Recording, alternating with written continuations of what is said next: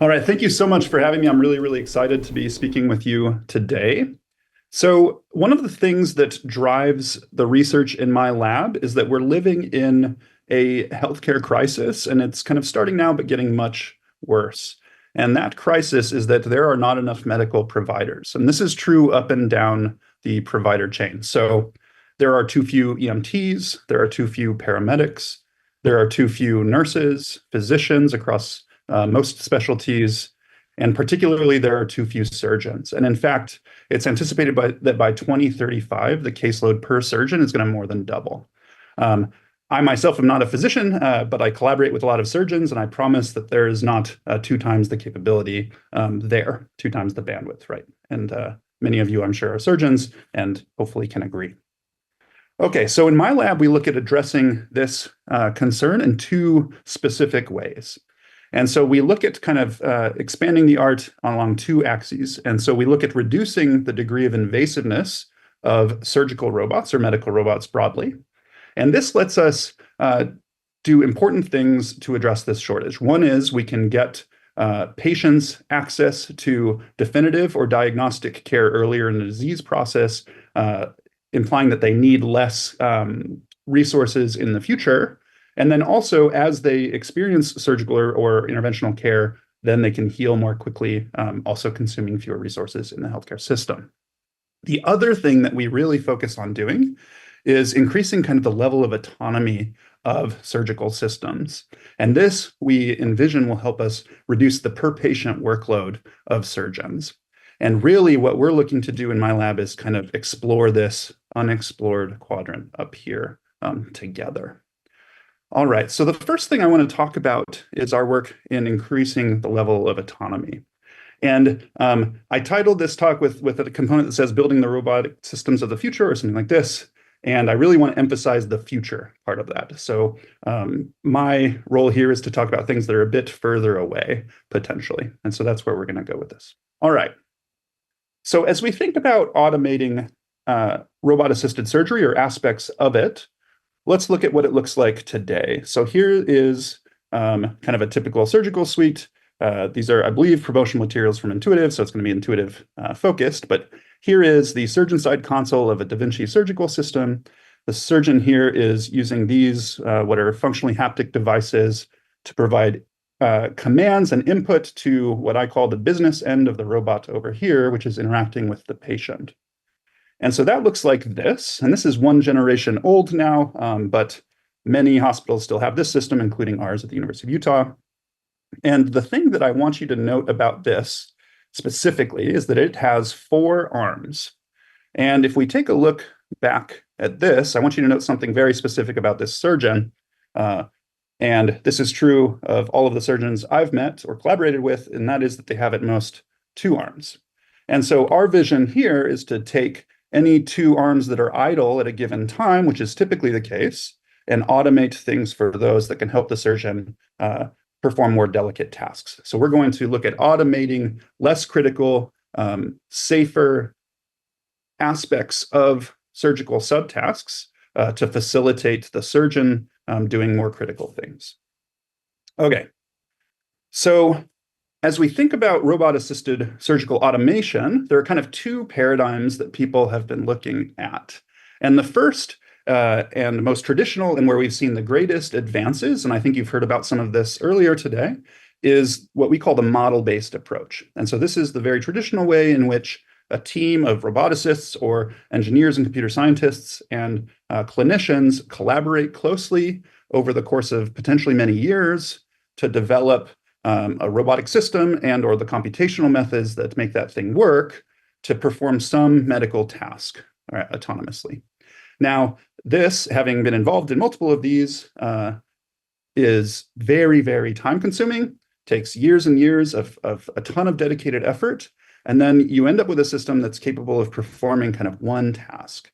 And so this, as we think about the future, isn't really going to scale across different tasks, but it does provide some benefits that are critical. For instance, the behavior of these systems as they perform out in the world is predictable based on kind of the math and things behind the model-based approaches. And critically, it is somewhat interpretable, which means that a human supervising these autonomous systems in deployment eventually can do things like query the system for why it's making the decisions it's making. And so this is critical as we imagine a system that's working with human surgeons.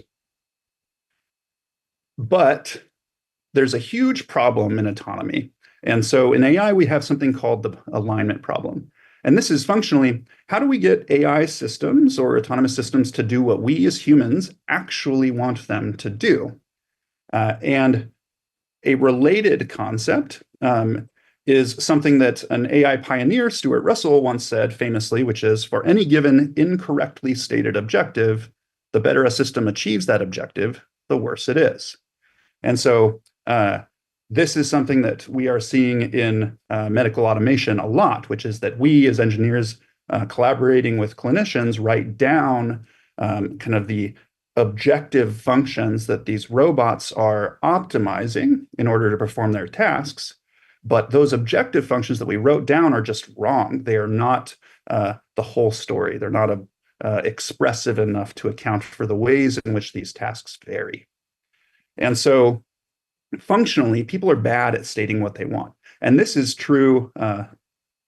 This becomes more and more true as tasks get more and more complex. So that brings in this kind of second paradigm, which is this learning-based approach. And this we've seen provide hugely capable results in other areas of automation or AI. The idea here is that we're going to take data. In medical robotics, this frequently looks like demonstrations from humans performing tasks, expert surgeons performing tasks, and we're going to learn from that data. And so this lets us create one kind of computational method that then is capable of encoding many tasks as the data changes. And then we can have the system improve with more data over time. Unfortunately, though, the methods that are the most performant in this space are very opaque, which means that we're not able to get any intuition or understanding as people, typically, out of these models, why they're making the decisions they're making or how they're making these decisions. And so they're not interpretable. And really, this is frequently presented as two sides of a coin, but it's actually a spectrum, right? And so there are ways to live in the middle of this, and that is one place that my lab is exploring actively. All right, so how might we start to think about this? Well, let's look at a surgical procedure today being teleoperated by a human. So here is a surgeon doing a right upper lobectomy. So they are removing a lobe of this patient's lung. And this is just a piece of the video in which they're kind of manipulating tissue around. And so if we look at this as roboticists, as engineers, and identify the ways in which this differs from how I might think about automation in like a factory setting, for instance, Amazon's warehouse, a lot of huge differences jump out. From a perception side, from understanding the environment, it's hugely challenging. The field of view is limited. The instruments are occluding everything. Everything's shiny and smoky and bloody. Huge perception challenges. But even just in the manipulation side, the one thing I want to draw your attention to is that this lung, it's deformable, it squishes, right? And this is very different from how we've traditionally thought about manipulating things autonomously in robotics. And so the ability to manipulate deformable objects, this is the first step that we've been taking in my lab as we start to think about automating surgical tasks. All right, so the first thing I'm going to tell you about is a piece of, many paper series that lives kind of in this region of this model-based, learning-based spectrum. Okay, so the idea here is that we're going to take something that we call shape servoing, or the community calls shape servoing. We didn't invent the term, but the idea is we're going to look at a deformable object that we're manipulating, tissue in a medical sense, and we're going to say, what is it currently shaped like? What do I want it to be shaped like? And then what is an action I can take with my robot to manipulate it a bit closer to that desired shape? And then I'm going to do this over and over and over again. And so that's represented here. So we take the current shape here, measured as a point cloud coming out of your endoscope or some other sensor. Also, we know where we're grabbing the thing, and then we know what we want the shape to be, some goal shape. And then this machine learning-based method outputs an action that the robot should take that moves this current shape a little bit closer to the goal. And then we do it again, sensing a new shape and moving over and over and over again. And that is what you've seen kind of up here. So this here is a big neural network. And so how are we training this thing to know what actions to take to manipulate these objects? Well, we do it in simulation. So we built this method around one of NVIDIA's state-of-the-art physics-based deformable object simulators. And the idea is we put some surgical robot in this simulation. We give it a lot of deformable objects of various sizes, shapes, geometries, and stiffness properties, or material properties, so different stiffnesses, et cetera. And then we let this robot kind of wiggle these objects around in simulation a lot. And then what it does is it starts to learn how objects deform or wiggle based on how it moved its grippers, right? And then what it's actually learning is the inverse of that. So then, given a desired shape change or wiggle, what is the action it should take to get a little bit closer to that? And so that's how it works. And this ends up working really well. So here it is in simulation, manipulating objects with geometries that it's never seen before into shapes represented by these red point clouds that it's never seen before. And it does so well. It can do so with one arm. It can do so with two. Forgive the dramatic entrance of the robot arms. I think my PhD student was being extra dramatic.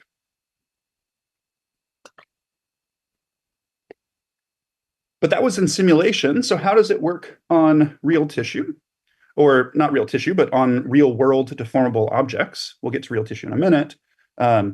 It works really well. So if we train it only in simulation, because it's this closed loop, iterative, control-like method, even though it's working on materials that are much different than it's seen before, with physical properties that are much different than what it saw in simulation, it's still capable of accurately manipulating these objects. So here it is on foam. I don't want you to think I'm hiding any dirty laundry. So here is kind of a representative set of results. So here is the worst that it's ever been on these one-arm manipulation tasks on kind of box-shaped or pillow-shaped deformable objects and these kind of cylindrical deformable objects. And so here's the worst it's been, here's the best, and kind of some representative quartiles in between. This is one arm, here it is with two, so these are a little worse over here, but kind of some representative examples here. We can use this to do all kinds of interesting kind of tasks. So if we have the right goal point clouds, such as this, so here we have two instances of this method working in collaboration to align these two deformable tube-like structures. So you could imagine this has applications in industrial settings, but also in medicine, for instance, pre-aligning tubular structures for anastomosis, things like this. We've used this to make the robot capable at wrapping deformable things around rigid things, such as this. And then we've used this without training any more in simulation or training in the real world. We can use this to manipulate biological tissue as well. So here is some chicken breast, obviously non-homogeneous, very different from what it's seen in simulation based on those kind of idealized deformable objects. And here it is by manually manipulating this chicken breast into the desired shape. Okay, but where are these shapes coming from? So far, what you've seen is the ability to manipulate deformable objects into a desired shape, but what shape? And that's where kind of the task comes in. So you can imagine that this is like a local controller for deformable objects, but controlling how? And so our idea is, well, let's train this controller from large-scale simulation, and then we have this capable controller that then we layer on top of this task specifications that we learn from demonstrations of humans. And so this is how we do that. And the idea is that we're going to map variations in the surgical context to how the task varied. So we're going to watch surgeons performing a task or other humans, and we're going to say, how did the way in which the surgical context presented itself to them change the way in which they performed these tasks? And then can we learn that mapping in order to capably do the task when we see new surgical contexts we haven't seen before. So the idea here, the first step toward this, is to learn these goal point clouds from demonstrations conditioned on some context, some geometric context, for instance. So here's a very simple example of what this looks like. This is just a toy example to demonstrate the concept. But the idea here is that we have some object we're trying to manipulate. Let's say that this has some attachment points that are affixing this to the surface underneath it. We want the robot to kind of lift this up potentially to facilitate this human kind of cutting it off of the thing it's affixed to. So how would you go about manipulating this tissue? We can kind of tell how one would do it based on looking at this hand. And so this is the concept. We say, all right, well, this hand, this is the context. This is telling me how I might change how I execute this task. And here's the object I'm manipulating. And then I can learn what the goal point cloud should be for this object, where this is the point cloud of this is kind of retracted back, based just on these demonstrations, right? And so then what I can do is I can plug this right into the beginning of this other method I've been telling you about. And now we get this goal that's encoding the task learned from demonstration. And then we use this closed loop control method to get the object to that goal shape. So to show you what this looks like, this point cloud now, we're going to wrap this tissue. And so now we've seen demonstrations of this wrapping task. This point cloud now looks a lot more like what it's going to end up looking like. So not exactly, but again, this point cloud was learned from demonstration, and this is a new task being executed. To show you what this looks like on that toy example, here's that point cloud. Here's the robot kind of retracting this fake tissue away, conditioned on that hand. Okay, so how might one take this kind of simple example I'm showing you here and do something useful that's more medically relevant? So that's where we took this next. And so here is our DaVinci Research Kit surgical robot here. And what we're going to do is we're going to leverage this pipeline I was just telling you about to learn a collaborative manipulation task here.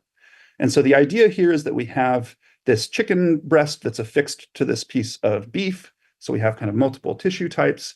The idea is we want to cut this chicken breast off of the beef without disturbing the beef. Okay, so what my PhD student's going to do is he's going to teleoperate both arms of the DaVinci robot. And he's going to use one arm, this one specifically, to retract this chicken and tension it to facilitate cutting with the other arm, which he's going to teleoperate here. And so he's going to provide some demonstrations. You're going to see an example of one right here. So here he is teleoperating both arms.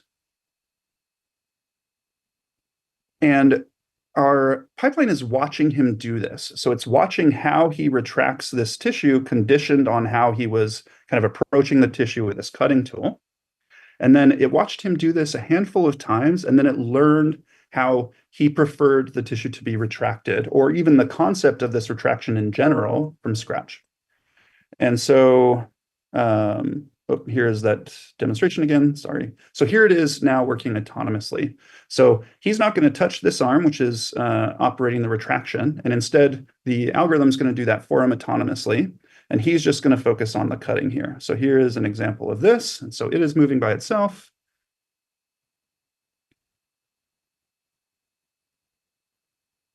He cuts as it retracts autonomously. And then here's another example from a better camera angle, so you can see kind of from the other side. And again, autonomous retraction and tensioning here,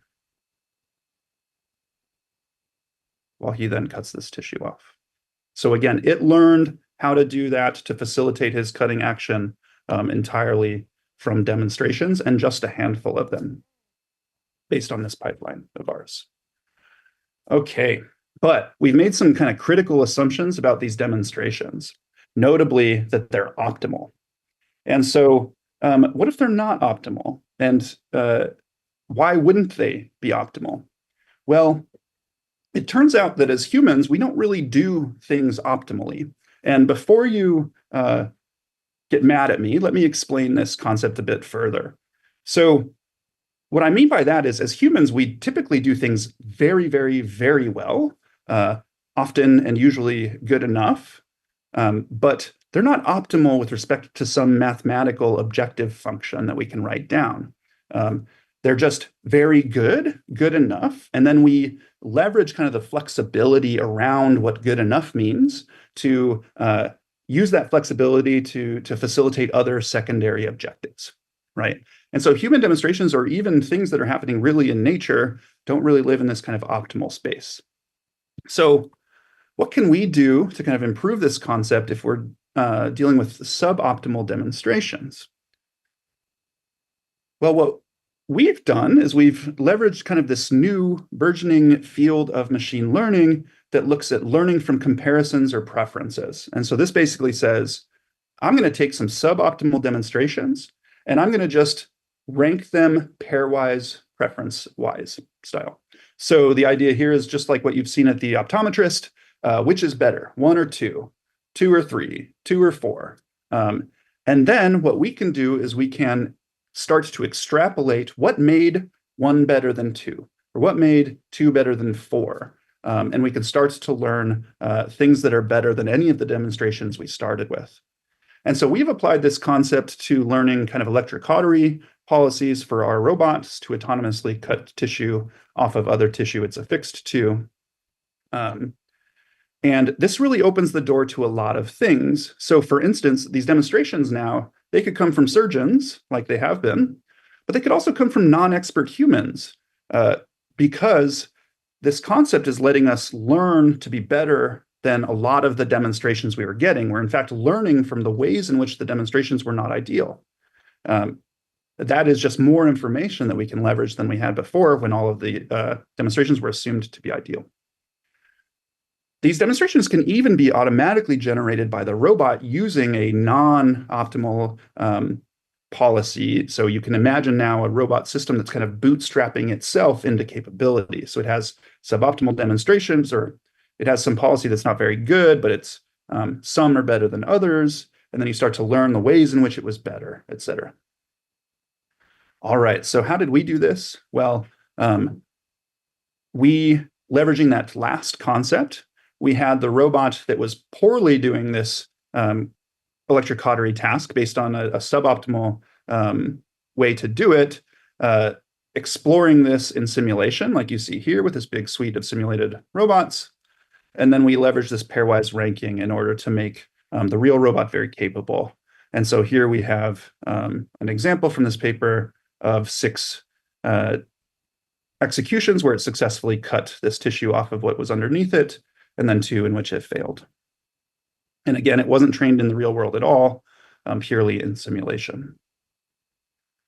Okay, so I'm going to spend the last little bit of my time talking about this degree of invasiveness concept. And the idea here is that I work with a lot of microsurgeons. And if this is the state of the art in laparoscopic surgery or robot-assisted laparoscopic surgery or thoracic surgery, things like this, in microsurgery, it unfortunately doesn't look like that. So with the exception of the optics, microsurgeons are frequently operating with surgical tools that are, haven't been innovated on in a century or more. And so in my lab, we're looking to provide microsurgeons with new tools. And here's an example of one of those. And so we've been developing this surgical wrist at the sub-millimeter scale. So this is like the endo wrist that you would find on the DaVinci robot that really revolutionized surgery there, except for at a much, much, much smaller scale.